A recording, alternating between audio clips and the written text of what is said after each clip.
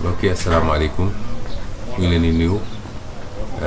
ñu ngi ñëwoon fii ci prison Sébikotane seet si suñu mbokk suñu wëllëre suñu xarit Pape Alé Niang nga xam ne nguuru Macky Sall teg na ko loxo wala sax dañ naan enlevé na ko boobu ba léegi def naa gën saa gàtt def na ñetti semaine ñu ñëwoon seet si ko nemmiku ko waxtaan ak moom tuuti seet fu mu toll. ñëw nañ fekk fi koo xam ne waxtaan ak ñun waaye li ñu njëkk a nemmiku mooy loof na lool sonn na doole gi néew na kàttan gi néew na ndax yéen ñëpp xam ngeen ni ay fan ci gannaaw la jël décision te day def grève de la faim maanaam day dakkal lépp luy lekk ak naan ngir won Macky Sall ni jaay doole gi mu ko def àndu ci. ñu gis nag ni loolu am na jeexital trop ci yaramam ba xaw naa tey suñu xel. sonn na kattan gi wàññiku na ñuy wax nag ni lu ko dal ci lii rek nañu xam ni nguurug Macky Sall ak justice am ndax li nekk ci réew mi ñëpp teg nañ ci bët jaay doole gi bëri na injustice bi bëri na ñàkk tolloole bi bëri na waxtaan nañu mu wax ma niñ ko enlevé moom la ñu def du arrestation waaye dañ ko enlevé forcé ko yóbbu ko ay ponkal ñëw gaare seeni pick-up yenu ko takk ko ci digg yoon bi dugal seen oto yóbbu ko police it naqaral ko foofu teg ko ci yooyu teg ko ci violon bi di ko interroger ba ay 3 heures du matin loolu yëpp waxtaan nañ ci ba niñ ko defee mandat de dépôt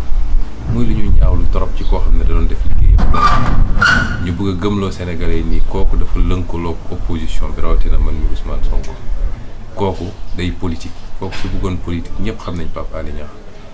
bu doxoon ba jël décision day def politique ñëpp xam nañ ni am na sañ-sañ am na fit dina taxaw ne ñëpp damay politique yorul carte de membre benn parti politique àndul ak kenn waaye ku ko xamit xam ni bi mu commencé carrière ba léegi te jamono jooju man dugguma politique fépp fa injustice musa am moom mi Macky Sall bi muy nekk opposition ci nguuru Ablaye Wade am jafe-jafe yu mu amoon ñëpp gis nañ taxawaay bi ci Pape Alé amoon kon kooku suñ ñëwee ba tey di ko jàpp naan ay day politique ak dafa ànd ak diwa wax yooyu waxu daanu saret la ñuy dànkaafu nag nguuru Macky Sall nañu bàyyi Pape Alé Niang mu ñibbi këram ci njabootam balaa njaaxum di am ndax lu ko mooy rek dina doon deret bu yokk ci deret yi nga xam ne taq na seen loxo ba noppi ñu weesoo Pape Alé nag ndax fii prison bi Abdou Karim Gueye ngi fii prison bi Cheikh Omar Diagne ngi fi ak keneen ñuy wax ni ñu ngi ñaan nguuru Macky Sall képp kuy prisonnier politique na ko bàyyi te bàyyi ñi muy jàpp ndax jamono ji ñuy wax ak yéen jàpp na Fadilou ji nga xam ne ñëpp xam nañ ni sama bras droit la di liggéey ak man te liñ ko jiin mooy post Facebook bu mu def jamono jooju nitu Macky Sall ngi taxaw fii ne man xam naa ko rey ñaari soldats yi disparaître dañ leen rey te xam naa ni mu demee te procureur woowu ko ñàkk tollale googu injustice boobu am Sénégal Fadilou Keita lu mu def wax rek ni ñii disparaître gendarmerie da cee war a wax armée da cee war a wax ñu daal di woo ko tey yóbbu ko kaaf ba war koo présenté procureur te xam nañ fu muy mujj lii nag mooy injustice yoo xam ne fu mu am ci réew rek fu muy mujjee du baax kon ñu ngi leen di wax nañu bàyyi doomu jàmbur yi ñuy jàpp nañu bàyyi Pape Alé Niang nañu bàyyi prisonniers politiques yi yëpp démb rek ci nëgëri si jàpp nañ ñaari ndaw ci samay ndaw yoo xam ne liñ leen doon reproché mooy dañoo topp ci convoi bi may di muyu ji di filmer nee nañ waruñu woon filmer Rebeuss wala yu demee noonu tey ñii ñu ngi leen tee ñu nekk seen loxo kon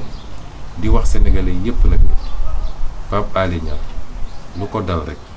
dañu xam ni Macky Sall ak régime am ñoo ko teg te nañu assumer la responsabilité ñu ngi leen gërëm leen sant asalaamaaleykum